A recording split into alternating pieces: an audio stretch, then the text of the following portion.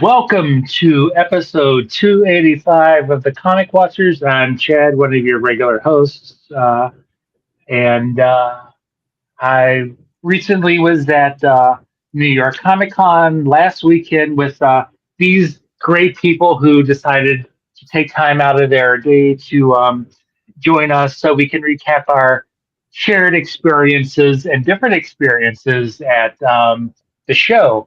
I will go first with my Comic Watch colleague Mike Spring, whose stuff we've already started releasing on the website because he's a better person than I am, and I'm not.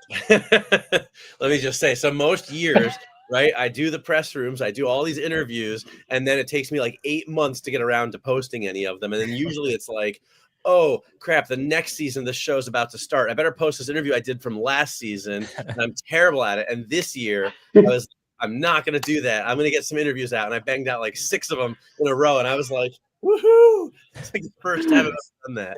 So this is like, and now when I put out my stuff, it's like, and here's Chad's stuff. yeah, that's not the norm though, just so you know, Chad.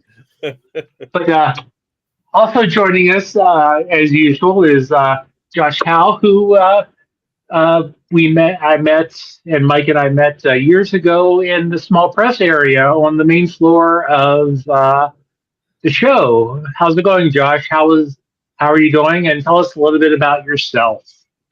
Yeah, another great year. This was my 10th official year as a vendor there at New York Comic Con, my 11th overall. And yeah, it was another great year. I mean, we definitely had some different people up there. I feel like, I think it was last year or the year before, they opened up the book block or the writer's block downstairs with Artist Alley. And I think since then, they've kind of, the indie press area upstairs has become maybe not all press and more like indie creators. And so it's definitely a different vibe over 5-6 years ago, but it was still great people. I had great neighbors this year. You only hope for good neighbors, so yeah, another great year at the con. And you were like right a couple of tables down from Goat's Flying Press. Am I correct? Yep. Mm-hmm. So they are a publisher that who we've kind of been following over on our corner, and I know Thursday on the floor when I stopped by to say hello, Mike was doing his Star Trek thing because the line wasn't that long.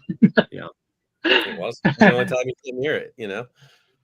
Yeah, I'm jealous of everyone that got to do that. You got like a cool little lanyard badge thing, right? Yeah. Like Academy badge and a Yeah, it's pin like a little one of those little enamel pins, and they had like the 3 different colors depending on. You had to go through this the interactive stuff was okay. It was kind of quick and whatever, but you get the cool little bag, and the pin was the thing I really wanted. So I was like, I managed to get through with only having to wait in line about 10 minutes, and I was like, nice. That's the last time I'm gonna have that. So there you go. Good on you.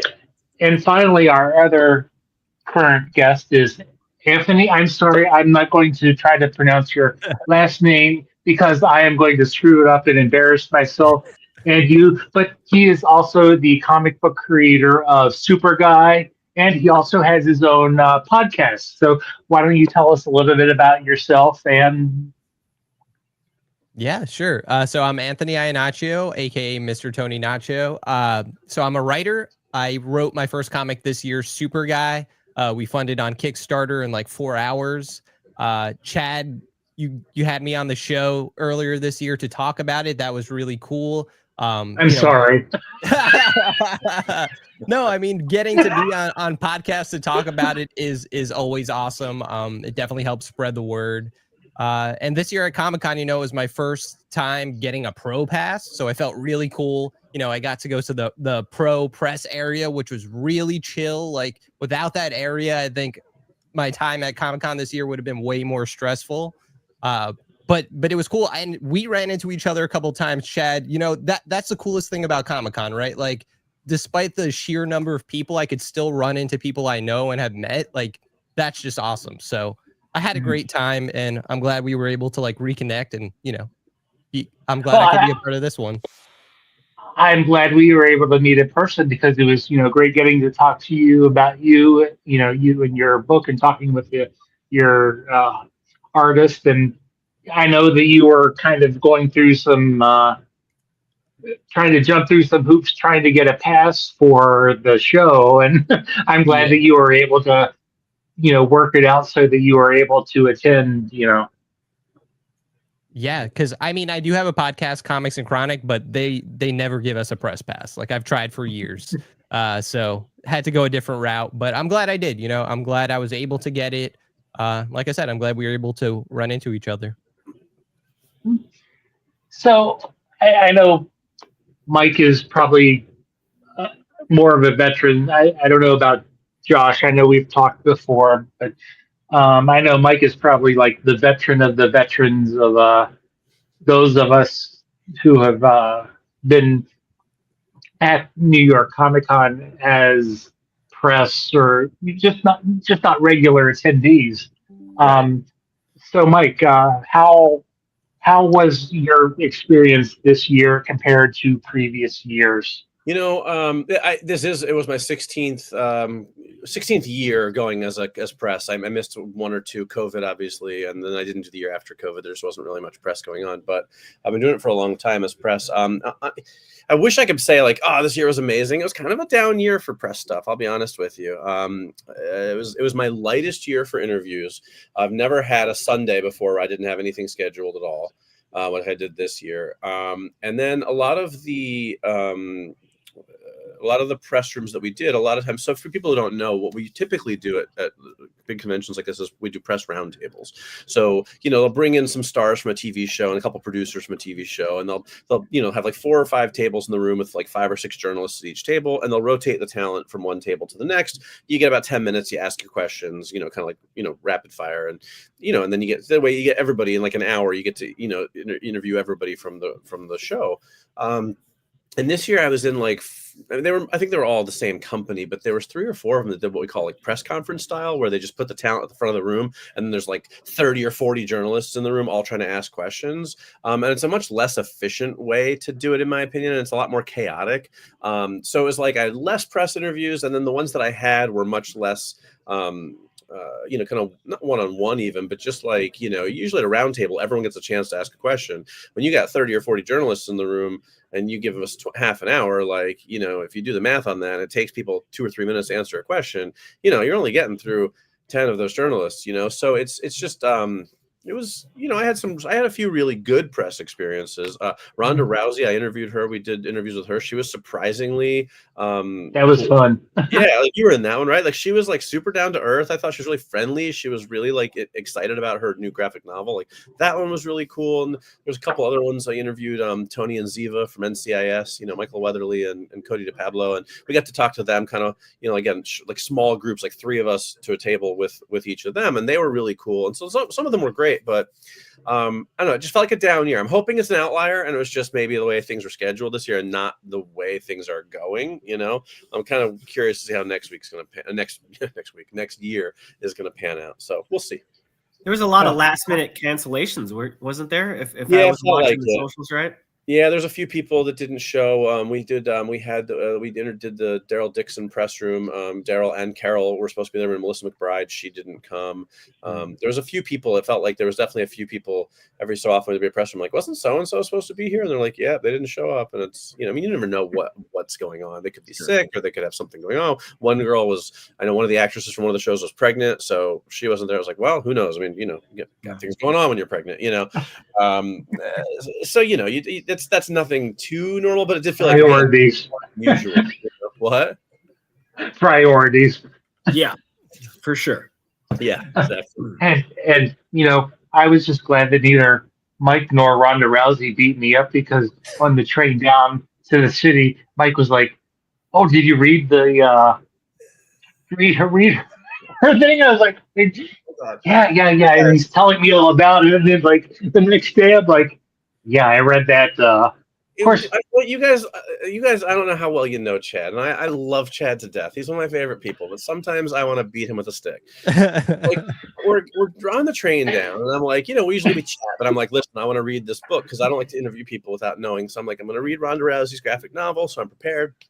And I'm reading it. It was really good, by the way. If anybody gets a chance to read it, I'm really enjoying it. And then, I know that Chad doesn't always have time to read everything. So I'm like, I keep, throughout the day, I keep prepping. I'm like, okay, so here's what it's about. And, it's about this assassin and this and that, and blah, blah, blah. And I really liked it. And I kept coming back to it. And, for a whole day. And then, finally, 5 minutes before the Ronda Rousey interview, I'm like, okay, so here's what you need to know about it. And finally, he's like, yeah, I read it. And I'm like, at any point before now, this is information that would have been useful for me to have. Any point at all. Why are you just telling me this now? I've been telling you this now for 2 days. And you just really loved your summary, I'm like, I swear, that was he was so proud. I might have slightly lost my temper just a little bit. It wasn't the first time for the weekend, but welcome. On that note, welcome, Dirk, publisher of Source Point Press, currently doing the Ironman triathlon of comic book conventions. He did Quadrathon. What's 4? I did 4 in a row, which people have known me for years. Have known I cut my teeth on doing 24 shows in 18 weeks or whatever. Yeah. That was years ago. Yeah. That was years ago, man. Doing shows in Michigan, Ohio, New York Comic Con, then Baltimore, back to back to back to back. I'm feeling it. But hello, welcome. Thanks for letting me pop in a few minutes late. Thank you for taking time out of your your marathon schedule of marathon to join us. And again, I will once again apologize for continually trying to introduce people to you and hook you guys up. This so far is me sharing a story about flipping my lid at Chad for I heard it, but I was like, All right. So you didn't miss too much. No, it was good. No, I appreciate the fact that you make those introductions, man. I mean, comics is a small pool, right? And it's nice to have people vouch for other people, things like that. If you don't ask, the answer is always no. Mm-hmm. I mean, you gotta make the connection, and you gotta go from there, and then it either works or it doesn't. I just feel bad that I was just talking to Josh Werner, who's the other person involved in the Source Point Press relaunch, and I told him, I'm like, man, I feel like I've been an absentee partner, a father for the last 4 weeks. Going out to get milk. See you in 4 weeks as we're relaunching the whole company. Bye. And. It's like, how long's that line for milk, Dad? You've been gone for 4 weeks. But it's all good, man. Thanks. I appreciate you. Well, this is kind of what I wanted to do for a recap, because I have Mike, who is a fellow press person, Josh, who is up on the main floor in small press, Anthony, who is kind of doing his thing, as a, and then you had Dirk, who is down in the trenches, down in Artist Alley. Mm-hmm. We got all the bases. Yeah. That's right. We are here at Comic Watch. We cover all bases. Do you have a break now, Dirk? Are you able to relax for a week or two before you go out? I've been in the middle of doing. I kind of marketed it with the most awkward title ever. It was 6 shows, 4 states, or 6 shows, 4 states, 8 weeks, or something like that. Right. So I've got a 2-week break, and then I'm doing Akron Comic Con that I'm ending my year at, where I usually do it, Grand Rapids Comic Con up in over Michigan, which is an amazing convention. Right. And then it's on paper, I have nothing until March, which is amazing, which is fine because I'll be launching another Kickstarter for my next book, relaunching Source Point Press. But I say on paper because I know it's going to happen. I'll just do this one little horror show, or I'll just do this one little book site. So, Sure. but yeah, so right now, at least for the moment, I'm on a 2-week break before I do 2 more shows back to back. And then on paper, I'm done till March to focus on SourcePoint and my own writing projects. But Very good. We'll see. So, Josh, tell us about your experiences there on the main floor, because I mean, at least from my perspective, Thursday for the longest time has always been like the calm day, and Thursday this year was like any other day. How is it out there on the main floor for you? I think definitely over the last 10 years, it's the last few years, it's definitely become a normal day. When 10 years ago, Thursday was your calm day that was maybe just kind of professionals walking around, and then Sunday was your family day and maybe your librarian day, and now it's just 4 days of shuffling. So it's as a vendor, it used to be like, all right, you're just going to chill out on your Thursday and then you're going to kind of relax on your Sunday. But no, I don't even know. Did they go back to selling full 4-day passes? Because there was a while there that they only sold single day passes. I forgot to check this year if you could buy a 4-day pass again. I think they did have it this year, but I won't swear to it. I'm not the expert on it, but I thought I remembered seeing that they were sold out at least. They were like 40 passes sold out. So that's right. Yeah. Either way, there's so many people that you just treat it like it's going to be a new crowd every day. So it's, Thursday was definitely busy. So busy that I was kind of sad. Paul Walter Hauser was over at a booth on the main floor that I totally missed. I would have tried to run over there and see him if I could. And then Post Malone was there either on Thursday or Friday, and I missed him as well. He was on the main floor. I mean, I'm never going to be able to take time away from my booth to go down and get in line at Celebrity Row. But if they're on the main floor, I have a chance of meeting them, and not this year. I missed both of those. So definitely busy. And I'm on that corner booth, and this was the first year in 5 years that I didn't have a normal assistant. So a couple days of just me, and that was a lot of work for sure. And then my girlfriend came for the latter part of the weekend, and she's great. So she was excellent at being the booth assistant. And yeah, we were busy. I loved it. It was a good time. And did you say that, if you don't mind me asking, that up until the last couple of years, like Thursday was like the slower day up there, and then Friday, Saturday picked up, and then Sunday lulled?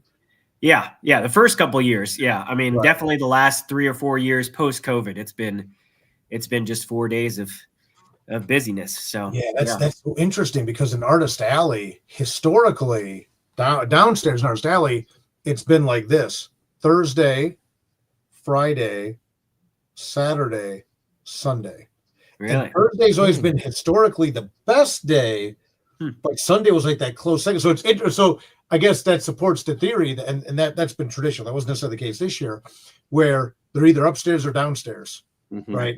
But like you said, now it's just been like this year especially, I don't know about the rest of you, it was like a fire hose. Oh my God. Yeah. It was nonstop, man. It was. Yeah. As somebody on your side of the table, and I don't set up a New York Comic Con, but I've done enough conventions as a seller. You want that fire hose of people coming through. As somebody walking around the show floor, man, I miss the old days when Thursday was quiet. Like I remember, walking up to Jason Momoa in the autograph area, just literally walking up to him with no line and being like, Right. "Yo, can I get your autograph?" You know what I mean? Like, because it was like Thursday. Like just people who are like big stars, and you could just sort of walk up and chat with them for 5 minutes and stuff. And you could just take your time and see everything. Again, from a sales perspective, of course you don't want that, but from a walking around the show kind of perspective, man, it was nice when you had that quiet day. Yeah. My parents came to New York Comic Con. They wanted to see me at the big show. They've seen me at C2E2 and some smaller shows, but they came to New York to see like Broadway shows, but also to come see me in New York. And I met with them for dinner that night, and I'm like, "So what'd you think?" And they're like, "Oh my, like we've never seen anything. This is like people are packed and people are everywhere." And that was Thursday at noon. Yeah. I'm like, imagine like it even more amplified Saturday. Like, how is that possible? Like, how do you do it? And like you said, normally I have someone working my table with me, and this year I did not. And that was a mistake. But but yeah, it just it's It's exhausting. It just blew them away that there were that many people. I'm like, yeah, and that's the slow day.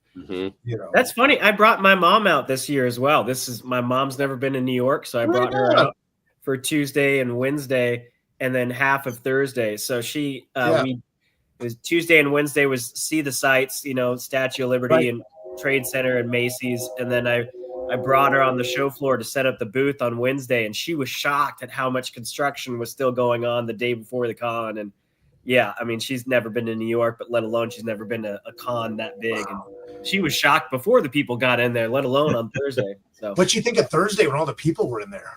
Yeah, I thankfully put her in a cab before they opened the show floor, but I showed her like the line of people, and she was like, that many people are going to be up here? And I'm like, oh, that's not even half of it. No idea. That's crazy. So, Anthony, tell us about your experience. I know that you had access to the pro press lounge and stuff like that. Has it differed from your previous experiences at New York Comic Con? If that's Yeah, for sure. I mean, because I've been going for at least 10 years, right? So always as a fan, always to buy comics, meet creators. First of all, Dirk, anytime I walked by your table, you always had at least a person or there was a line of people waiting to talk to you. So that was really cool to see. Thank you. But it was just me. It was just me bringing people to talk to him. So. Every time, yeah. And none of them bought a thing. No, thank you. But like I don't want to call myself a pro. I just got a pro pass. But to have that, it made me feel a little bit more special. It gave me access to things that I wouldn't normally have.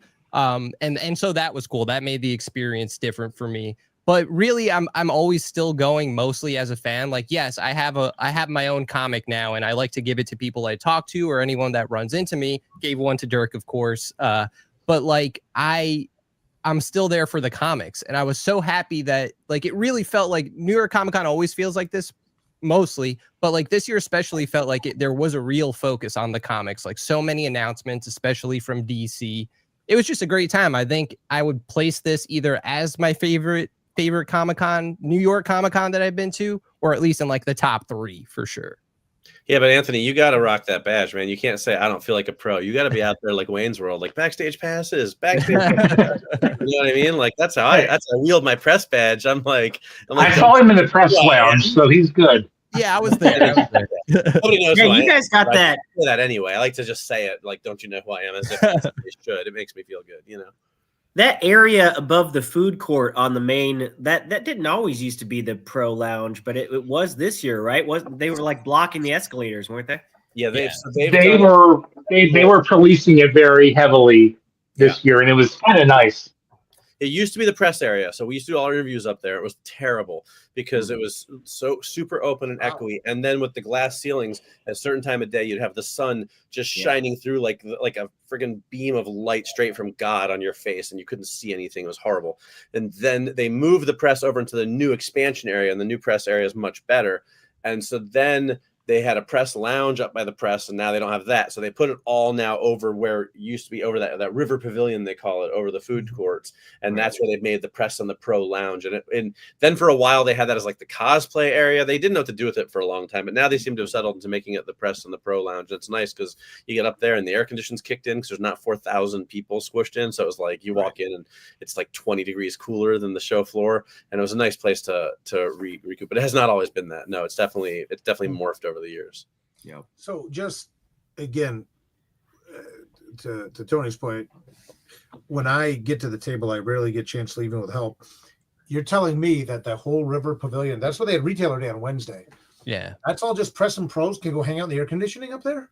Pretty much. There's a few other things going on. They have some of the pro programming up there. Like they have an area where they have people like talking about like what you need to know about legal stuff for your comic book or selling a Kickstarter. So they have some of that stuff up there. And there's like this what I call the glass cage. It's like this glass room where they would do some like press interviews with some of the big stars. But other than that, yeah, it's pretty much a press and pro area. And that's and then the pro stuff. But yeah, that's pretty much it. Yeah, and they also had the Harvey Awards there. Yeah. Right.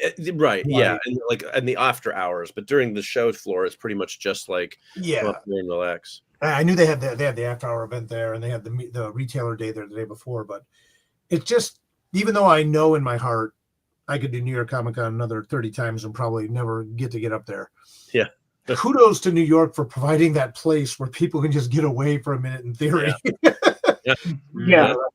I would like once in a while like run to the back of Artist Alley or like run to the restroom because like to go to like the water fill station and just to refill my water bottle because the one by the restroom was like a trickle. Like that was like the extent of my like running back and forth. So Well, that's how it was in the Riverfront Lounge too. So you're not missing anything. okay. Yeah. But at least it sounds like it was cooler up there. That's It was nice. much cooler, and we did a few interviews up there too because the press lounge is kind of big and it kind of gets a little bit empty. So like I know Chad, you did a couple interviews up there. I did 1 or 2 interviews up there where it's just like I just need a place that's relatively quiet to talk to somebody that's not the show floor. So then you just meet up in the press lounge and find an empty table, and you can do a couple interviews too. So it's got its uses. It was pretty good. Yeah. Here I am. It was nice, except for when you're doing like an interview, and all of a sudden they start doing a panel, next door, and it's like, okay. Yeah, I'm a bum, I guess. I'm always like, you can talk to me at my table. Let's go. Yeah, which is great. It's great for accessibility. It's not always great for sound quality, though. You know what I mean?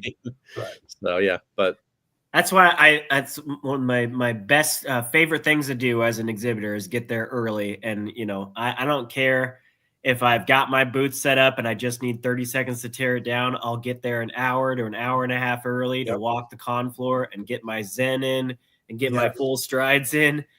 Then, stay at the table until I need a bathroom break or something. But yeah.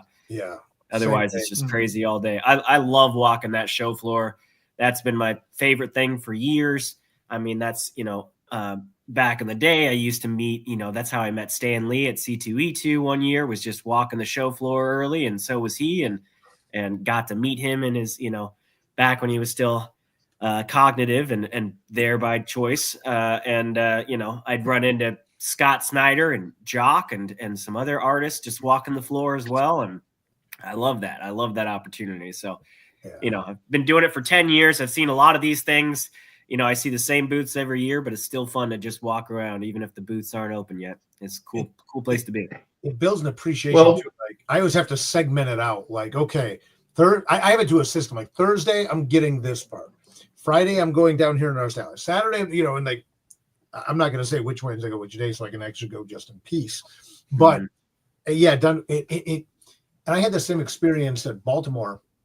This past weekend, I didn't have a table for myself. I did a couple signings at the Ringo table, but I got to like walk the floor, not just before the show opened, but during floor hours. And I think I've only done that twice in the past 20 years where I've been at a show and just got to walk the floors. Like Anthony, I was like, so like healthily jealous of you that you get to do that, right? So cool, but it's like, man, I miss that. I missed that to get to recharge that fandom. It's one thing to walk the floor, it's empty, and that's cool. But then, like with Baltimore, getting to do it during the show hours, even it was like, it just filled my soul, man. And just, it's nice. It's cool to do when it's empty. I have such mixed. About John Carpenter last year in New York doing that, but then. If you get the chance to do it during the show hours as a civilian, oh my gosh, it was just so incredible. Baltimore is such an interesting show. I have very mixed feelings about Baltimore. I've sat up there as a retailer a few times, and man, that is the toughest crowd in the world, Baltimore. Like I had one of my best shows ever there, but I swear I felt like I went 15 rounds with Mike Tyson by the end of that weekend because you have to fight for every single sale. And the first time I ever did Baltimore, I shouldn't have been doing shows yet. I had just the first 2 issues of my comic out. I didn't have a trade paperback or anything, and nobody was buying them. So finally, I was running a Kickstarter. I had flyers in the comics. I'm like, I'm just going to give these out. I'm not even going to sell them because no one's buying them. I'm going to give them out. So people would walk by the table. I'm like, hey, would you like a free comic? And they were like, no. What the hell, man? And it was like it wasn't 1 or 2 people. It was like repeatedly. And I'm I have a stack of comics. I'm starting to target people. I'm like, okay, this guy's got a Spider-Man shirt on and 2 bags full of comics. And I'm like, would you like a free superhero comic? And I'm gonna go ahead and say my comics look pretty good. And they would be like, nope.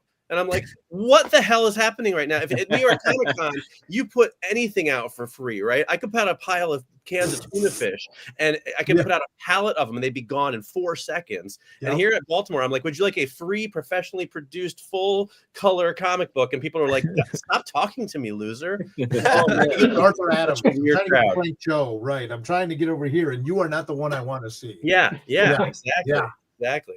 It's man, it's something. I love the show. It's a great convention, like you said, for walking around and stuff. Like it's such a great comic show. But man, if you're not ready for it on the retailer side of things, well, it will eat you up and spit you out, man. I saw that with some creators too, though. I'll tell you what, it was like there's creators who, to me, should have had a much bigger line than they did. Yeah. And then conversely, there were some creators that had the line wrapped the whole time. You know, I tried to get there early to go say hi to Becky Cloonan. No, huh? Even as a civilian, I'm like, I'm not standing in that line. To go It's like I'll just like wave and like, hi, you know, To Anthony's point, though, I do appreciate that there were a lot more creators there this year. I feel like I don't care if it's Post Malone and he takes up a giant space with his semi truck, or Ronda Rousey has a big booth or whatever. Those are still comics that they're pushing, and I'd rather have those than, you know, the 14th vinyl pop. What am I talking about? The little pop figures, Funko, Funko Pops. Those have definitely died down over the last couple of years. You remember a few years back when it was like Funko Pops, every single booth was Funko Pops. I'm so glad that I know they haven't gone away, but they've definitely died down, and there was a lot more creators in the space this year for sure. And they all had the same ones all the time. Yep. Right. Yeah. You know, I mean, I have a few Funkos. They bring me joy to look at them. But at the same time, it's like when you go, I think retailers are starting to figure out, I can't just bring Funkos. And I had this happen at a horror show recently too. I went to a horror show. There was like 4 or 5 Funko people. They all had the same 5 Funkos. It's like, here's Ghostface, here's Jason Voorhees, here's Freddy, here's Michael Myers. And I'm like, then they're all the same price, and you're all more expensive than other places. It's like, diversify, right? Yeah. Celebrate comics, you know. Yeah, I know the one that, you know, I enjoyed, and I'm pretty sure Mike did too, was Bubblegum Kids. I mean, that was a fun. Mike, tell them your tagline that they should trademark, and that was their tagline. Use it. They were the Funko Pop of bubblegum. So I don't know if you guys saw their booth up on the show floor. You know, so we get some weird invites sometimes for the press stuff. And, you know, a lot of times it's like they had the new Rubik's Cube thing. We got invited to like demo that. I'm like, are you going to give me one? And they're like, no. I'm like, thanks, I'm good. You know, it's like interactive. You know, it's got touch screens and all that. So I was like, I don't think they're giving me one. I don't know how much it costs. But Bubblegum Kids is this bubblegum company, and they're doing all these licensed things. And they're like, come on by and talk to our CEO. And a lot of times I'm like, you know, I don't do that kind of interview too often, but I'll do some. And they're like, we'd be happy. I'll do that. Box of samples, and I'm like, sold, because I eat candy like it's my job, and this was the first time I got to actually eat candy as part of my job. So I was like, set me up. So they sent me a big box of candy, and I went by and interviewed them. And the CEO is actually really cool, and they had this really nice booth, and they were selling stuff hand over fist. They were like crushing it, but then they gave us a bunch of more. Like, take whatever. And they when we were there, like, take whatever you want. And we're like, okay, I'll just grab this and this and this. And they're like, okay. You can't tell me I can take whatever I want, because I will take everything, because I have zero self-control when it comes to candy. But I'm trying not to make a bad impression either. So I'm like, I'll just take these 12. I'll leave those. There, you know? What's the gimmick here? What? So it's basically it's like well packaged sugar-free gum, but they're doing a lot of candy, and they're doing a lot of licenses with characters that are like, so they're doing some cool, like, so for example, they have a Berenstain Bears license, right? So they're not just hitting up they have like Ninja Turtles and SpongeBob. They have like Berenstain Bears and like the Icy Polar Bear and Popeye. And like Popeye, they have like a spinach flavored gum. It's not really spinach flavored, but it has like spinach powder, and it's kind of minty. But like Berenstain Bears, it's like a honeycomb flavored gum. So they're tying their flavors into these characters, and it's just kind of like Funko. They just have like a really good branding. Like everything looks really sharp. Their gum pouches are really nice. The gum tastes good. You've got the cool characters on. They have their own characters, and they have like merch and everything. It was just one of those things where you walked up and you were like, ooh, this is neat, you know, like if I'm gonna buy some bubble gum, you're the guys I want to buy it from, you know. So that was a fun little thing, and I got a bunch of free candy, so I'm good. Nice. It was a good booth. Yep. Yeah, it was fun. So Anthony, tell us a little bit about what was your favorite experience that maybe you had or interaction on the floor or Honestly, and I think I made a post about it. You guys might have seen it. Like like I said, I like talking to creators. A writer I really love and respect is Mark Russell. I love his work. I think he's probably my favorite comic writer out there. And I was just talking to him, like, just kind of being a fanboy. I can't help it, but I'm, just talking to him about his work. And I'm kind of just like, how do you do it? Like, how do you do it? And he gave me a really good piece of advice where he said, be the A+ version of yourself instead of a D- version of someone else. And that hit me like right away. That hit me hard. It's because it's like that's just Mark Russell, right? He could say something like really succinct and like get to the point, and like it's just like so profound in a way. And that, as a writer, as someone trying to do this, that like really just like, not that I needed more inspiration from the guy, but he just gave me a fuck ton more, That's cool. That's a good. he's line. I like that. Yeah, right. Yeah. He's a really nice guy and very approachable because I mean Mike and I had talked to him a few times before I met him a couple of years at the AWA after party, and then I introduced Mike and to him, and then that was one of the first stops I made on Thursday morning, and we somehow got him to do sketches for us. Yeah, he does some very unique sketches. If you ever get a chance to get one from Mark, they're not like, he didn't draw like superheroes. He draws like these little like mini cartoons of just really surreal, weird stuff, but they're pretty great. So yeah, it's a good time. Think it's like the New York, what is it? The New Yorker type, Ken Wheeler type cartoons. Right, exactly. Oh yeah, he had the book Bunk Bed Mishaps, where he had a bunch of those. Yeah, Mark's an awesome guy. He's cool. So, Dirk, how does New York compare to, let's say Baltimore? Because, I mean, those two are, they're right after each other. And again, my wife would never let me do something like, I would say be gone 2 weekends after one another. But here I am in Lake Placid at a not so fun union convention. What's going on with your background tonight? Look, first and foremost, it's nice that your wife likes you. So that's nice. The fact that she wants you around is very admirable. No, but New York, I don't do a ton of East Coast shows. I tend to kind of float more the Midwest part of the country and then just shoot out to a Seattle or something like that. But New York is a mainstay show for me, and it has been for over a decade, because New York provides opportunities and experiences that no other show, even like a C2E2, will. I met Gary Vaynerchuk in New York and had a private dinner with Gary V with about 12 people. It was like I was in a room with like Rob Liefeld and heard about me, well, yeah, me, Gary, Rob. Did he show you his feet? His feet? No, it was feet. Yeah, no, but that's interviews with my buddies in the comic pals. Again, having dinner with Gary V with like 12 other prominent people in the comic industry. It's like you don't get to do that anywhere else. It's the big show, man.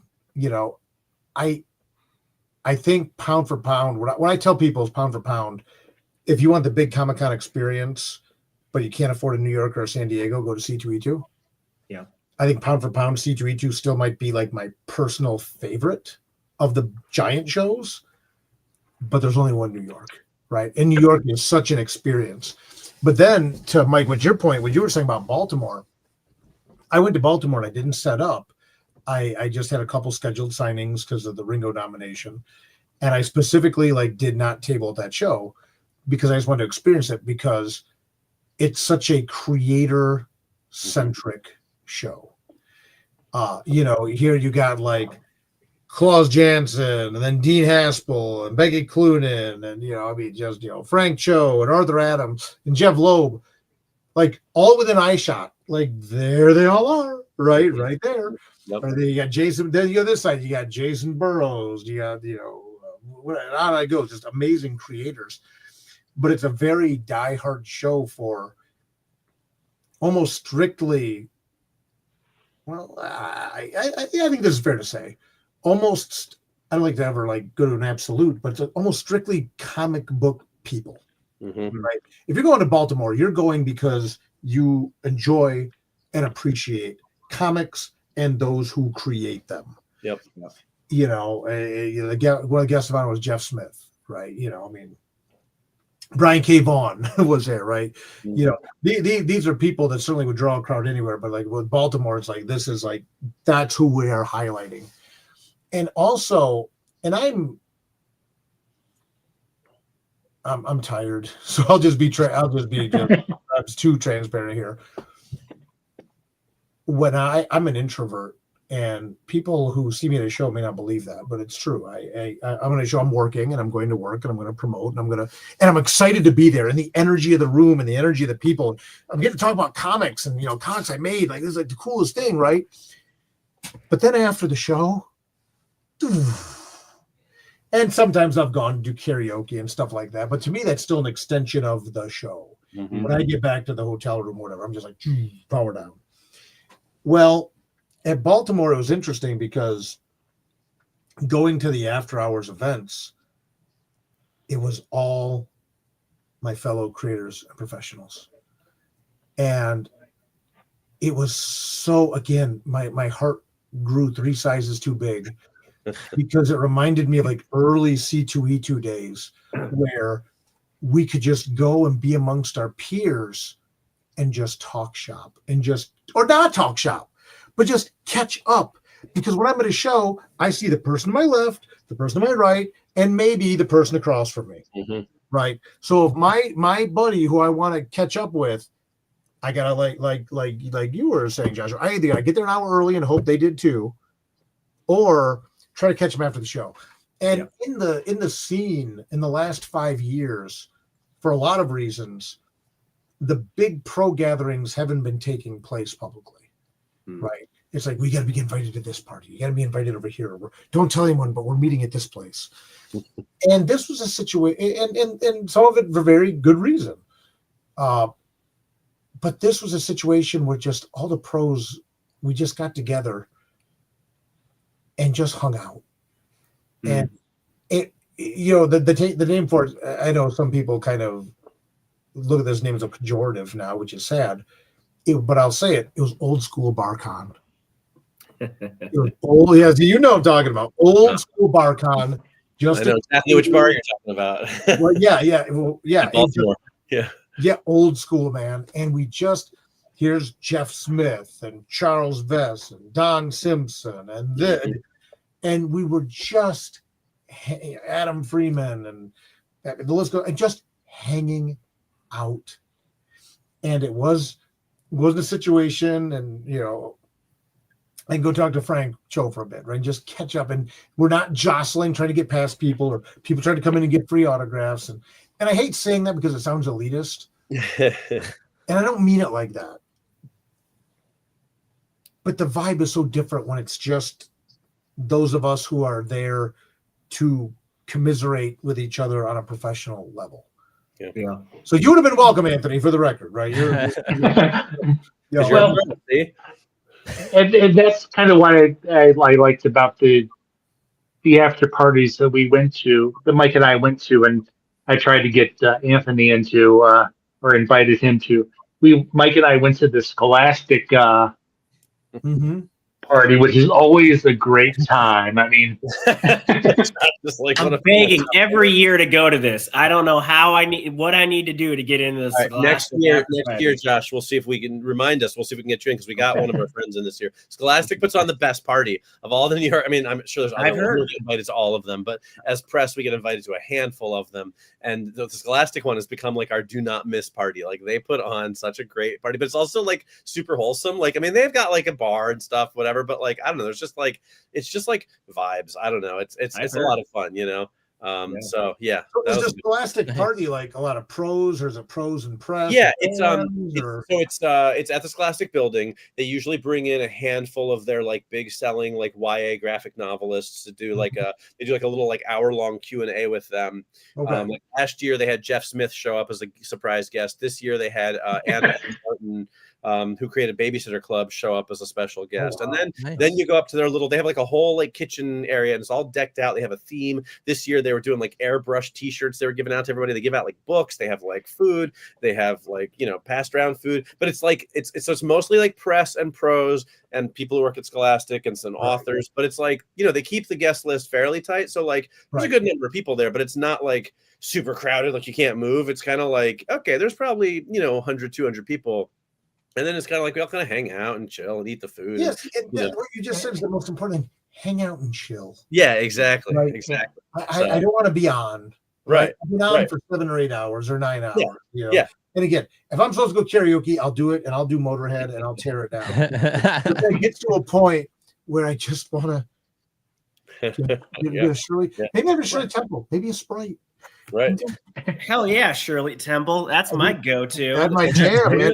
Did you see 7-Up brought back the Shirley Temples again? Yep. Yeah, I saw that. Nice. Have you a Red Bull in there if you need to wake up and you're good. 10 out of 10. Recommend those 7-Up Shirley Temples. And then the Saturday night, we went to a Titan Comics event that was on a boat, which was docked, but still it was on a boat, and they gave us capes, which when my wife found my cape in the laundry today, she goes, "Why is there a cape in the laundry?" Yeah. Or why is there glitter on it?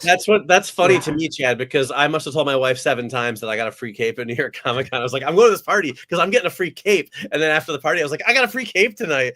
And then I got home, I was like, look, I got a cape. And she was like, "Why I had a cape? Why did you take the cape?" I go, "Because it was fun." Yeah, why wouldn't I take a? Why free wouldn't cape? you? Yeah. But no, it was fun. We got sorry, I'm blanking. The guy, the creator who did, Charles Ardai. Yeah, Charles Ardai was there. We met Lewis Southard, who is an indie creator and also doing some stuff for Mad Cave. And then we also ran into Dean Haspel, who was there. So it was just like it was a fun, low key get together, unless your wife was calling you and yelling for you to get on a train the next morning because of the rain. That was him, not me. Just want to be very clear. We did miss that rain. That That rain on Monday was crazy. It delayed us getting out of New York, but at least it was later on Monday than Sunday. But. We get there on Thursday, and I'm up in the press area. Thursday was my busiest day, and I have a lot of press friends. I've been doing this for a long time, so it's always like old home week. You get there, it's like, hey, how's it going? What's going on? Haven't seen you in a year. And I get up there, I'm there for 10 minutes, and one of my best friends, who in the press, he's like, yeah, so we're getting a nor'easter on Sunday, and I'm like, what? What did you say to me? We're getting a nor'easter on Sunday? And he's like, yeah. He's like, I'm like, are you? Like, you pranking me, right? Like, what's happening? He's like, no, we're gonna like snow and everything. And nobody knew it on Thursday what was happening. It was ended up just being rain, obviously, but it was like, what is happening right now? That's never happened before. I've never had bad weather at New York Comic Con, like anything we had to be like worried about, Right. Yeah. Nothing that didn't last, long or shorter than an hour or something like that. Yeah, right. And it's like that's and of course then all weekend you're like, do I have to leave early? Do I got to get an earlier train ticket? Am I going to get flooded out of New York? But it ended up being fine. Well, our flight was delayed like 2 hours, and then we spent an hour on the tarmac, but we still got out, so it was fine. This was the first time we ever had rain on loadout. Yeah, that's brutal. Yes, loadout. Oh my gosh, I got nightmare stories about loadout this year. Was it bad? Well, it was a nor'easter. Well, right. I mean, I guess got soaked. Close things down, right? My hotel was 2.5 blocks away, and I still got soaked. So that was rough. I want 2 things I want to say. I got lucky enough to meet who was it? Legendary Batman movie producer Michael Uslan. He was. They were doing a signing for John Jackson Miller's Batman books. He's got Revolution, and then the second one. And I got there. I was running late. I forgot that it was there. And the girlfriend, Heather, she covered the booth, and I ran over there. Nobody was there. They were packing up. And I asked if I could buy 2 books and get signatures. And so they signed. And Michael Uslan just wanted to sit and talk. So we just talked for like 15 minutes about stories about him producing Batman films. And he talked to me about how he had to fight DC back in the day to get serious Batman movies made, and just all the projects he's working on. And, I don't know. I didn't even know he was going to be there. So that's like a 15-minute conversation that I never planned on having, that I'm so glad I had. It was a great interaction. But the other thing is, I will always commend New York Comic Con for being one of the biggest shows, but still fairly accessible, because every year I still meet someone who's got their booth for the first time. And, when I got out of the military, I'm from the Midwest, so I was doing C2E2 was the biggest show I'd ever done. And I met Michael Morrissey in 2010. He was screening his indie film called Boy Wonder there, and I really loved it. And I reached out to him to do an interview for a college paper, and he was like, "You're cool. If you can find your way out to New York, we'll get you a pass. We'll have you work our booth, and you can come to the con." So I went out. I worked his booth all weekend.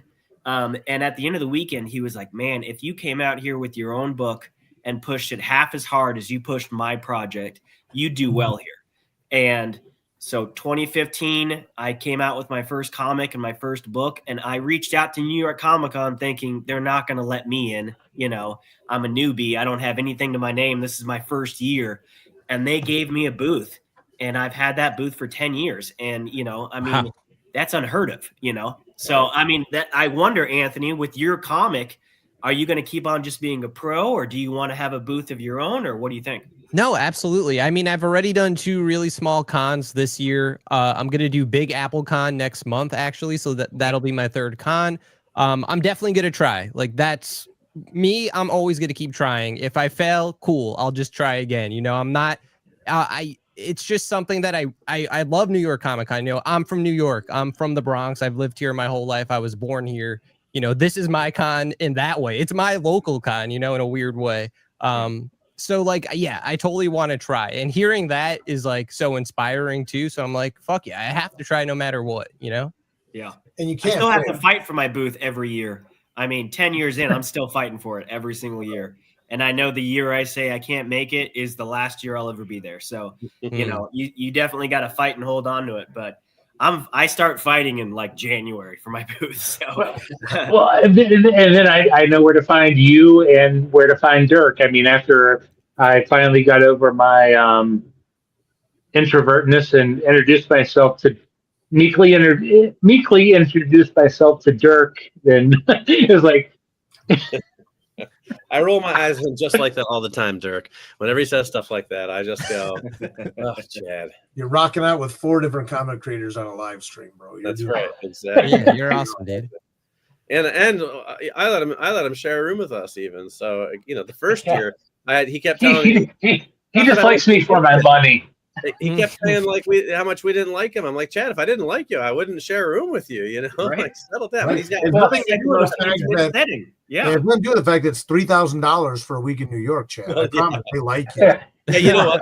I'll be honest with you. No, if it wasn't for me, Mike would, after the con, would go back to the room and watch TV. But no, that's true. But I would still pay the money not to have to stay with someone I don't like. Believe me, I would be like, I've been there too, man. I'm past the point now of wanting to room with people that I don't like anymore. So now I just be like, well, I'll just be broke. But as long as I'm not in a room with that guy, you know what I mean? So. Especially when, like you're saying, New York Comic Con, the active hours of Artist Alley. Because remember, Artist Alley is open an hour later than the main show floor. Right. Yep. In 4 days, you're putting in 37 active hours. That doesn't include getting there an hour later to walk around. That doesn't include the people that are still buying afterwards, just the clock hours or the badge hours. 37 hours. That doesn't include the walk or the train ride or the taxi, the Uber, the horse-drawn carriage, whatever you're doing to get there. That's from when we're letting people in to get out. 37 hours. So I promise you, you do not want to, go back to the hotel room, especially if you have to do like after-hours events with someone you don't like. Yep. Or even if you like them, that you're not roommate compatible with them. Exactly. That's So a do you know big what? difference. Yep. I want, when I get back into that hotel room, I want it to be like 50 degrees. Yep. I Right. want to walk in and the sweat Yes. to crystallize on it and like break Exactly. out of it. Right. Uh-huh. I don't want the TV on. Yep. I don't want a fan on. I don't want to hear a peep. I want to go, take a shower, brush my teeth, go to bed. Don't talk to me. Don't look at me. Don't say a word. And just quiet zone.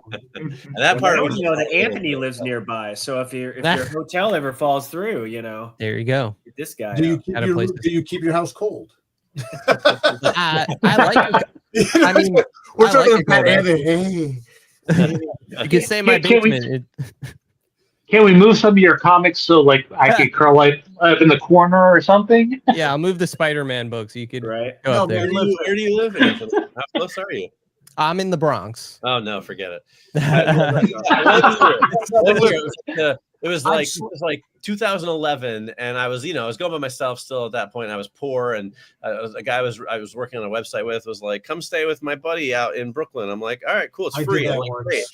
Right. And it was like, and then it was like, so, Thursday, I'm up at like 5 a.m, taking the train from upstate, at the show all day. But then we go to dinner at like 10 o'clock and like, okay, let's go. So we walk to the subway 20 minutes away, hop the subway, ride that for an hour, get to Brooklyn. And then we're like, okay, it's our stop. I'm like, oh, thank God. I'm carrying like 2 heavy bags. And they're like, it's only 17 blocks to my apartment. I'm like, I am in hell. And then I'm sleeping on like a hardwood floor in like a sleeping bag. And it wasn't cold, Dirk. It was hot. Yeah, that's the deal breaker. Yeah, and I'm like, I'm like, 4 days of this. I was like, never again. I will only stay in a room in a city close to the Javits with people that I like, period, or I will go broke and stay by myself. I don't care, but I'm not doing that. No offense, Anthony. I'm sure, like, if you live there, that's awesome. You know what I'm Not saying? that you invited us, but we're just saying. Be that close. But I'm here's the like, thing, Mike. Here's the thing. yeah, you can go stay with him. I'll take the cold hotel room. Hold on. Here's the thing. We got to remember, a younger creator like Anthony, it's very important that you pay your dues. That's right. And that means hauling the books, staying in Brooklyn, almost getting shanked by a gangster walking to the L train on a Sunday morning. I've slept under coffee tables. Yep. We've had 8 people in a room. Mm-hmm. We've done all that stuff to done get all to that. the point where I'm 23 years in. Now it's like, no. Yeah. My rule is I'll book the room because I get something soft to sleep on now. Right. Yep. It's like I've been doing this 23 years, and I get to the young people out there. You're like, oh, you old bastard. Oh, everyone takes. No, man, everyone gets a night. No. You know why we don't all take turns? Yeah. Because I did it. Yep. When I was staying with other people and I was coming up, I was sleeping on floors. Huh? Then I bought a little janky air mattress with a sleeping bag, right? Yep. But even then, in your house, but at least you're not on the floor. Yep. So right. No, I've slept on the bathroom floor before, and I am past that stage in my life now. Yeah, if I sleep on a floor now, I'm not getting up. No, exactly. Right? It's like my body doesn't move. I try to fix it. I have a hard time getting up out of the hotel bed, much less the floor. So, Oh yeah, or something like the pull-outs and stuff like that. It's like at least it's something. Yeah. I can just see the headline on Bleeding Cool now. Source Point Press publisher found dead on bathroom floor. Yeah. Man, I've slept in bathtubs. Don't put that into existence. Yeah. No, we've slept in bathtubs. I've slept in a bathtub. You name it. I mean, because when you're starting out and you have no money, it's like you literally like, okay, we can get 2 people in this bed, 2 people in this bed, 1 person on this side of the floor, 1 person on this side, and then 1 person in the bathroom floor. And maybe a smaller person or a flexible person in the bathtub, but then you got to be out of there by a certain time so you can do the shower rotation and everything else. Or Airbnb back when that was affordable. Now it's more expensive than hotels. We did that before COVID. We did a couple of years at Airbnb. One of my buddies and I before Chad was coming with us, and we had a great experience a couple of years when it was affordable and it was close and it was great. And then it was like post COVID, man, forget it. It's like now it's like triple the amount just for a cleaning fee and everything. I lost my hookup. I had a good friend for about 6 years that was a block and a half away. It was at the Silver Towers, right next to the Javits. So I sent my books to him. I stayed there. I walked a block and a half to the Javits every morning. And then he moved to Long Island, which is not bad. It's 5 minutes on the subway right from the Javits. I didn't really know that, but he usually has family staying that weekend, so I've had to do hotels. So I've stayed at every cheap ass hotel within 3 blocks of the Javits, and there's one called the Midtown Convention Hotel. Crappy hotel, terrible, but you could read the signs inside the Javits from the front door. It was that close. Right. And the city shut it down last year, and they haven't reopened it. And I check it every month. I'm like, somebody buy this hotel so I can book it again. Because I remember walking past that one time, and I'm like, they finally shut this flea bag down. Oh, it was a shitty hotel, but it was cheap and it was close, and that's all I needed. You know, Right. I want to hire a detective because there's that one like skyscraper building. It's like tall and thin, like right next to the Javits. It's like 30 stories tall, and I'm like, I want to find out somebody who lives in there, and become friends with them, and then be like, hey, can I crash with you this weekend? You know what I mean? It is right next to the Javits, and I want to become. It's weird too. It's like black on 2 sides. It's got no windows. Like, it's probably horrible. This is the real stuff, right? This is like the stuff that people don't think about when they talk about making comics. It's like we're all getting to the age, most of us, not you, Anthony. You're still young and stud. Wait, how old do you think I am? I don't know if I'm as young as. You're younger than me, I promise you that, right? But it's all bad perspective. But like ease of load in will determine if I do a show. Mm-hmm. Yeah. Right. Love you, Dragon Con. Damn, Southwest got rid of their 2 free luggage things this year. That hurt. I bought my tickets early, so this is the last year of 2 free luggage with Southwest.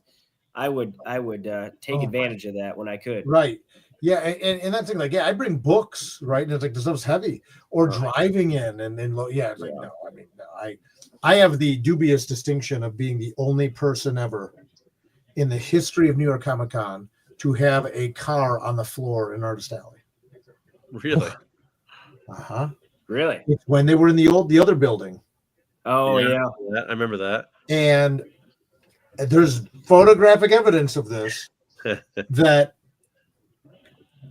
I'm not going to publicly state the details of how this all went down. Probably good. I will say, I drove on to Artist Alley, and now they've since torn down that building.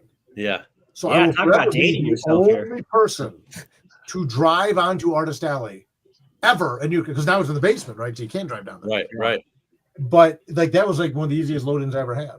Hell yeah! Every year at Kansas City Planet Comic Con, so that's I enjoy that. Yeah. C2E2 you can drive in too, which is nice, right? Yeah. You know, but if you get there the day before, you can drive right in, and there's like, oh yeah, there's your table, and then out. You know. Yep. But yeah, ease of load in, ease of like how quickly can I get there, and things like that. That's like the real stuff. Right, when it comes to tabling and doing shows and things like that. Why I stuck to the Northeast mostly. I just because I can drive everywhere. I don't know. You guys who go on planes and stuff, I'm just like the logistics of that just still escape me. I know that I just have to at some point bite the bullet and do it, and until I do it, it's never going to make sense to me. But man, it just sounds like a nightmare to like fly and ship stuff and do all these things. I'm just like, no, I mean, I'm in upstate New York, so I can get to like a lot of states within like 6 hours, you know, and I can do a pretty good amount of shows in a year without having to fly yet. But there's times when I'm like, you know, I'm from Orlando, so like I could go back. I used to do MegaCon before I was a creator, back when I had my comic book store way back in the day. So like I know MegaCon stuff. Like it'd be fun to go down there, see some friends, and I'm like, but I gotta get all my book. And like you, Dirk, right? I'm not an artist. I bring like prints. I bring books, right? And I've got 3 different graphic novels. I've got a movie book, and then I have prints on top of that. I'm like, it's boxes. It's a lot. I just can't make the mental leap to where I can make that make sense for me yet. Well, and the expense that's involved too. Yeah. Because how much it's going to cost me to ship my books down there. And a lot of times, I mean, I'll tell you that the cheat code, the hotels will hold them for you. But sometimes they charge you a holding fee. Yeah. But okay, if that holding fee is let's say the holding fee is $50. Right. Just to keep it round. Sure. That doesn't mean I have to sell, to keep it super simple, $5-10 books. It means I have to make enough profit on my books to cover that $50. Yep. Then the taxi or the Uber, I got Uber XL to fit all the boxes in there. and I got to load them in. And then you can't ship it the cheap way. You have to ship it a certain way that guarantees the date it gets there. Yeah. If you ship Right. it medium mail, it could get That's there what I'm 3 saying. weeks early. Yeah. Right. Yeah. And it doesn't get damaged. Right. Right. Well, And then you got to take the Uber XL to get all the stuff there. And that means you got to get there a day early. So now your hotel is an extra, now I got to shave that off my profit and things like that. I can see Anthony sweating. Like, Well, it's,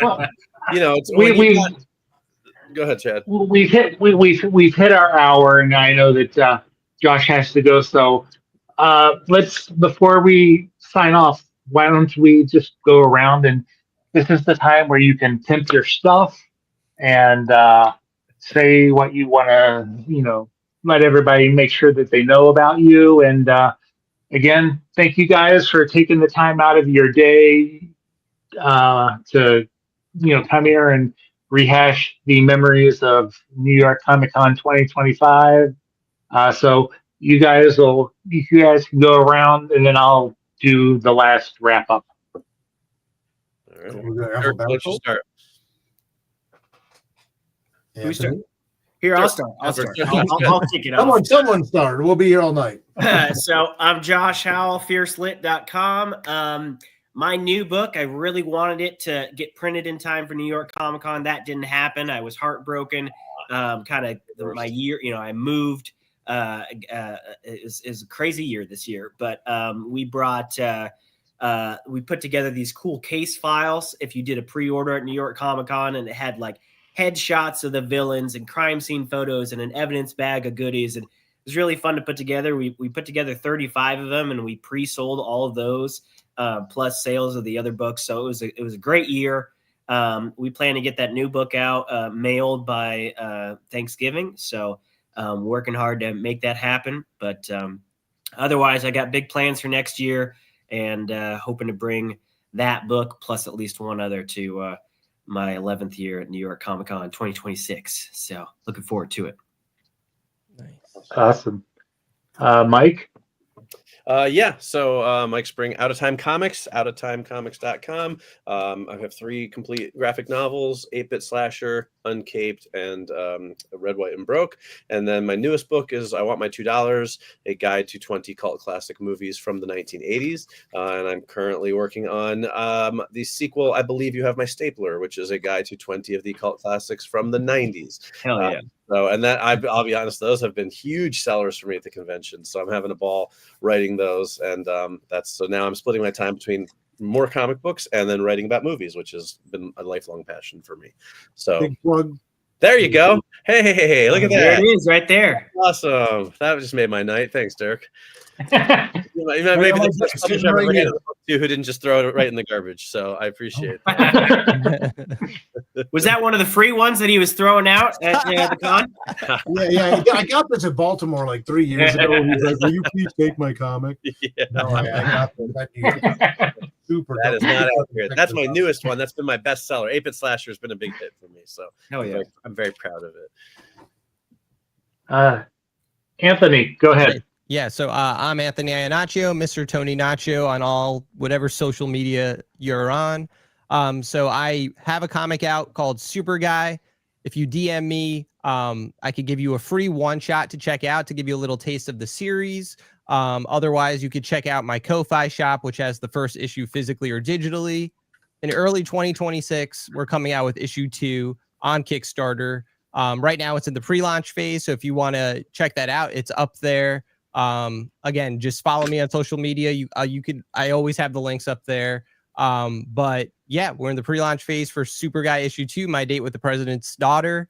If you don't know anything about Super Guy, it's an action comedy. It's a lazy superhero with a robot sidekick that does all the work for him, and we extrapolate from that. So yeah, check it out. Yeah. Okay.